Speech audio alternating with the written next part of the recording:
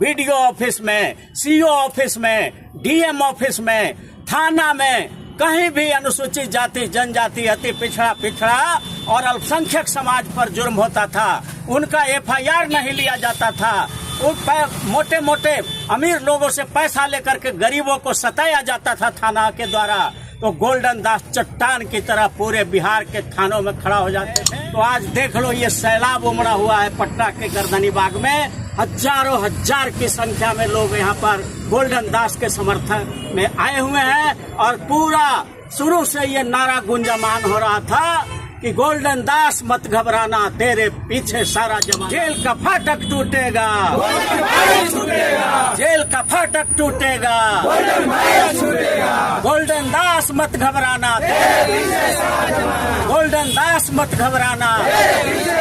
जुर्म का पेट फाटेगा जरूर और गरीबों का हक बटेगा जरूर। नापाक होती है कुत्तों की दोस्ती, काटेगा नहीं तो चाटेगा जरूर।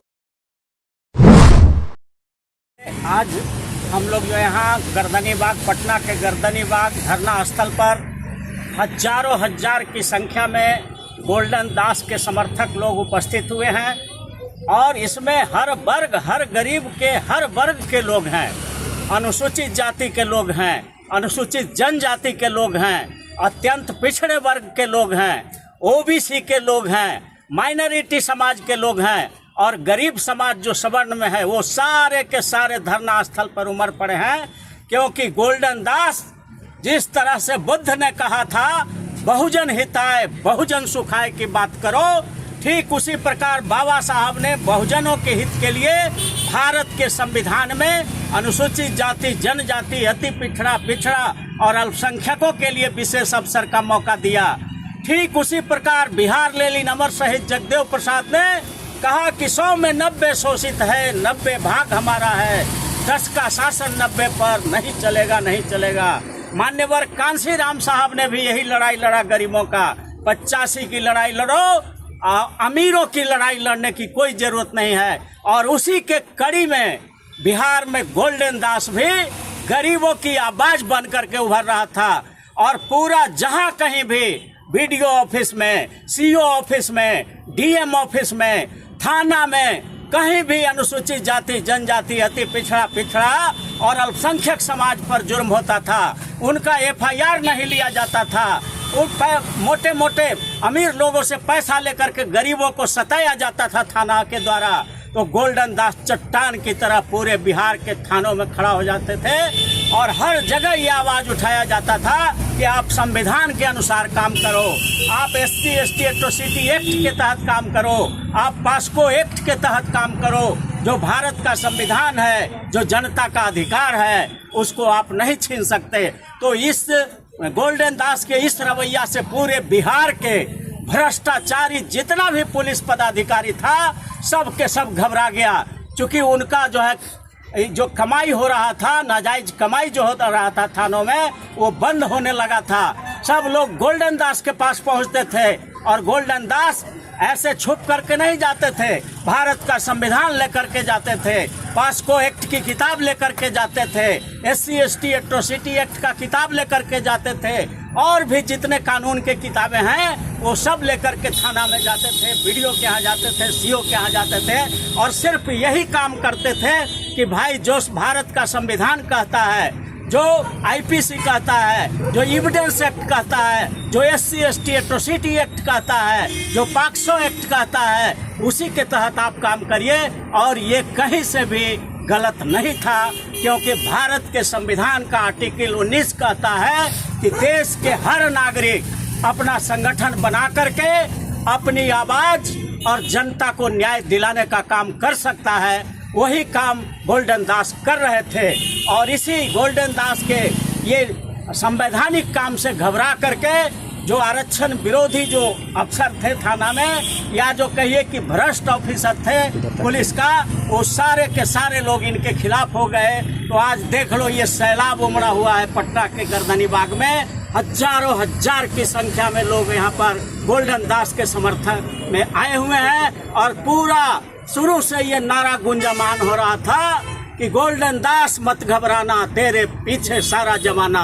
ये नारा गूंज रहा था इस धरना स्थल पर, और यहाँ से आवाज उठ रही है कि जेल का फाटक टूटेगा, गोल्डन भाई हमारा छूटेगा, जेल का फाटक टूटेगा, जेल का फाटक टूटेगा, गोल्डन दास मत घबराना, गोल्डन दास मत घबराना।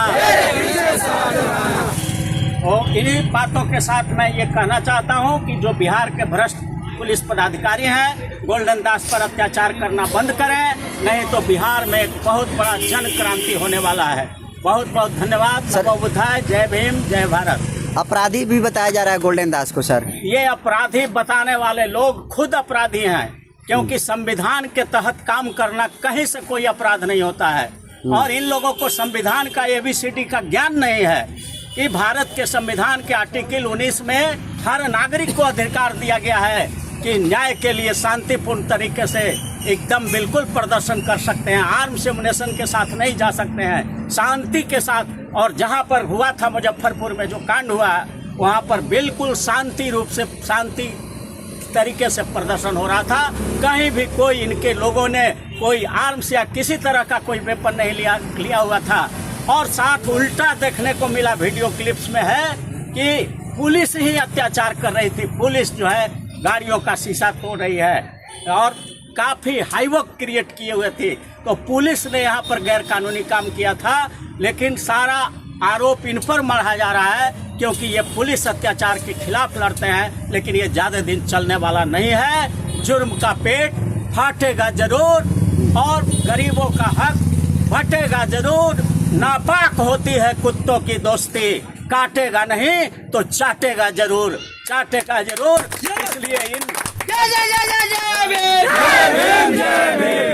गोल्डन दास के ऊपर भाषा का भी आरोप लगता था कि गोल्डन दास की जो भाषा थी वो उदंडता वाली भाषा थी। बिल्कुल ये गलत आरोप है, उदंडता वाली नहीं। जैसे कहे कि मूर्ख हैं आप, तो मूर्ख का मतलब होता है कि समझदार नहीं है, समझ नहीं रहे हैं। और वो किताब लेकर के समझाते थे कि देखिए ये सेक्शन अपहरण, जब लड़की को 12 बजे रात में माता पिता के सामने, नाबालिग लड़की 14 बरस की है, उसको उठा करके 5 अपराधी ले जाते हैं, तो एक रिक्शा चलाने वाला भी कह सकता है कि अपहरण करके ले गया तो अपहरण का धारा लगना चाहिए। लेकिन पुलिस ने अपहरण का धारा नहीं लगाया। इसलिए गोल्डन दास कह रहे थे कि आप तो मूर्ख हैं, समझ में नहीं करते हैं बात को। रिक्शा वाला समझ सकता है कि अपहरण हुआ है तो अपहरण का धारा लगेगा। तो ये कहीं से भी असंवैधानिक नहीं है, अभद्र भाषा नहीं है, बल्कि उनको समझाने के लिए ये बताया जा रहा है कि आप अपने ज्ञान की चक्षु को, आंख को जरा खोलिए और संवैधानिक दायरे में देखिए। आप IPC के अंदर देखिए तो आपको नजर आएगा। तो ये कहीं से भी कोई आपराधिक भाषा नहीं है। परमिशन को लेकर सवाल उठा था कि गोल्डन दास जहाँ कहीं भी जाते थे बिना परमिशन के पहुँच जाते थे। देखिए, परमिशन, भारत के संविधान का आर्टिकल 19 का ज्ञान नहीं है। ये अंग्रेजों का राज है क्या भारत में कि कहीं भी कुछ करोगे तो परमिशन लेना पड़ेगा? अरे ये भारत का संविधान खुद परमिशन है। आर्टिकल 19 पढ़े, जिसको ज्ञान नहीं है ABCD का भारत का, वो आर्टिकल 19 का सब क्लाउज सब पढ़े। उसमें हर नागरिक को अधिकार दिया गया है कि अपने मांग को मनवाने के लिए आप शांतिपूर्ण तरीके से धरना कर सकते हैं, प्रदर्शन कर सकते हैं, किसी को जा करके समझा सकते हैं। कहाँ परमिशन की जरूरत है? संविधान के किस आर्टिकल में परमिशन की जरूरत है? 19 आर्टिकल फंडामेंटल राइट है, हर नागरिक का मौलिक अधिकार है। जन्म लेते ही वो अधिकार हमको मिल जाता है। तो ये जो लोग कहते हैं कि बिना परमिशन लेकर के जाते थे, तो क्या अंग्रेजों का राज है क्या? यहाँ जनता का राज है और जनता के लिए है और जनता के द्वारा है। इसलिए जनता अगर कहीं जाती है तो असली मालिक लोकतंत्र में जनता होता है।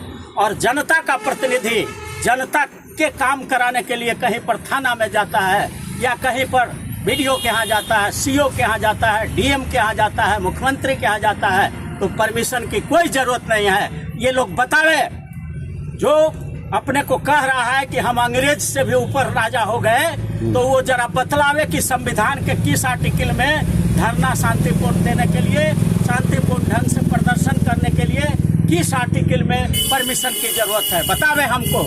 आपके सामने आकर के वो बोले या हमसे खुद मिल के बोले। मैं अपना मोबाइल नंबर दे रहा हूँ, 9431002499।